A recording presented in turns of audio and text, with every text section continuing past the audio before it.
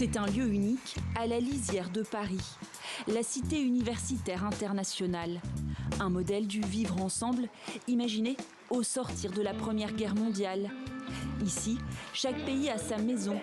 Loin d'être de simples dortoirs, elles affichent une programmation culturelle ambitieuse. Vous pouvez le mettre comme ça, on va voir.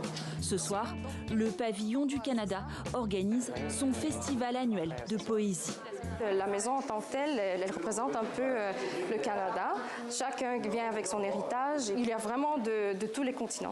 Donc on a de l'Amérique, de l'Europe aussi. Et puis c'est vraiment très très varié et vaste. C'est les nuits de la poésie. Et donc on célèbre la poésie et la perception de tous les étudiants. Donc pas nécessairement de poètes, mais de chacun qui veut sortir une pensée, une émotion de son âme. Dans quelques minutes, chaque candidat déclamera son poème. Sous l'œil d'un monument de la littérature contemporaine, l'écrivain canado-haïtien Dany Laferrière, cette année membre du jury. L'importance d'avoir M. Dany Laferrière ici ce soir, c'est célébrer la diversité des francophonies. Je suis acadien, je viens du Nouveau-Brunswick. Mon français, mon dialecte, mon accent n'est pas le même.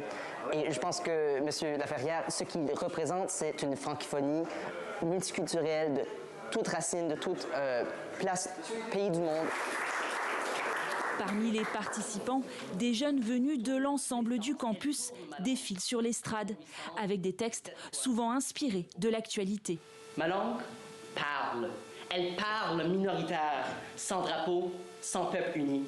Je suis désolé, mais j'ai la nausée pour Gaza, où grandent silencieuses les peines et les ressentiments. Pour Kinshasa, d'où s'évadent les douleurs qui assassinent.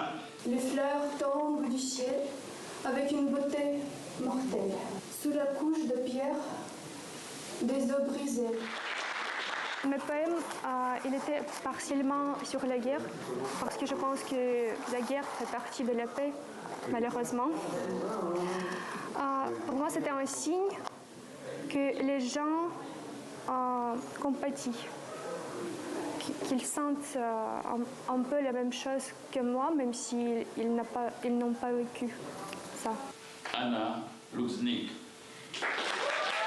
Quelques minutes après, la jeune étudiante en cinéma, originaire de Kharkiv, se voit remettre le premier prix.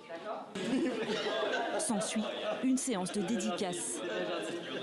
Ça fait très plaisir et je les envie d'avoir cet enthousiasme-là, cet âge-là, ce désir d'être ensemble. C'est une promesse. Un moment suspendu durant lequel l'académicien n'aura pas manqué lui aussi de prendre le micro. Ils tombent automatiquement dans une autre époque, ne sont plus dans le coup. C'est une nouvelle sensibilité qui s'apprête à affronter le monde.